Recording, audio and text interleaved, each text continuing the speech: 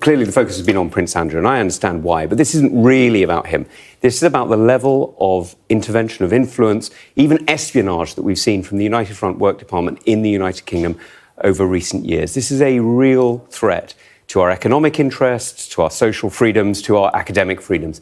And that's why I think we need to take this much more seriously, and why, as Security Minister, I introduced the Foreign Influence Registration Scheme, and we need to see that brought into action right now.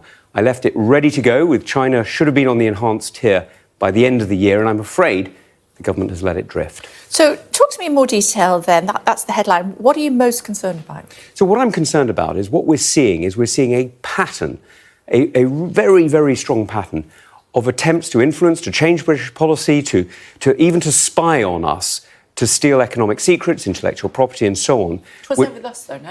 It was ever thus, but the volume is huge now, absolutely huge. We're seeing thousands of people. This is an organisation, the UFWD is an organisation with $3 billion worth of support from the Chinese Communist Party to spy on not just us, but spy around the world. This is a huge amount of money that they're spending on foreign influence, on foreign espionage, and this is what we're seeing, just a tip of the iceberg here with Prince Andrew. So we need to take this much more seriously, and why the behaviour of Keir Starmer in the G20 in Brazil was so wrong, and why the suggestion that we should have a Chinese super embassy in the City of London is absurd.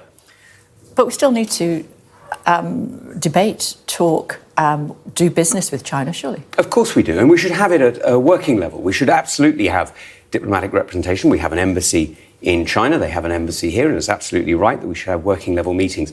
But I've consistently been critical of those sort of summit-type meetings, the kind that Keir Starmer had in Brazil, or in fact that Rachel Reeves, the Chancellor, is planning to have in January in Beijing.